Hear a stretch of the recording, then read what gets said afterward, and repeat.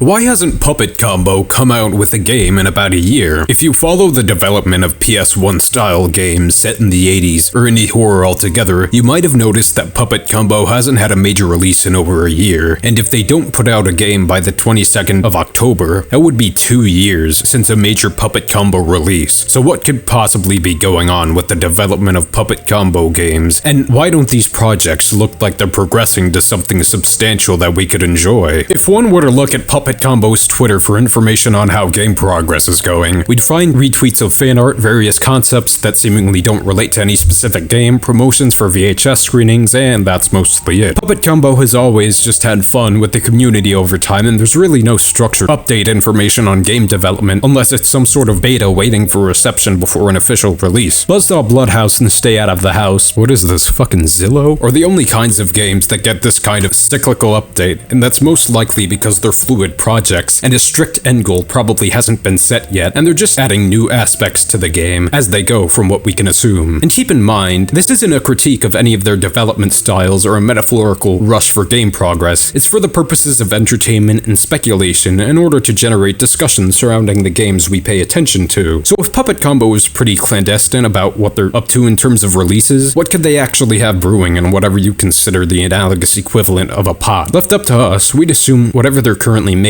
involves new and innovative mechanics and storylines never witnessed before, a new slasher, a change-up of settings and environments that not only involve a terrifying antagonist, but booby traps as well. Something that's a bit of a shake-up from the typical slasher style that involves some girl lost in a wide, maze-like expanse with some deranged lunatic after her who won't ever stop until their bloodlust is sated. It could also be a sequel to Meat Cleaver Mutilator because in contrast to typical Puppet Combo fashion, they're actually posting clips and a few screenshots from Meat Cleaver Mutilator 2. Judging by yet another tweet put out about 8 hours from us writing this, it seems like they're gonna come out with an update to Buzzsaw Bloodhouse sometime soon. Beyond this, we can only speculate as to what Puppet Combo is going to put out next in terms of their library. If we were to hypothesize, they're most likely working on updates to an already existing game and a new project altogether, knowing their track record. Approximately each year we can get a new major release from the developer in question, along with an update to a game like Buzzsaw Bloodhouse or Stay Out of the House. There's no way of knowing for sure what Puppet Combo will put out, but if you really want to know, your best course of action is to follow their Twitter and keep up with the subtle hints they drop every now and then, because they eventually do evolve into flat out posting a trailer for something new entirely. Eventually, progress towards a new game coalesces into a piece of work that makes for an original addition to the library, and that's all we can say for now. Thanks for watching.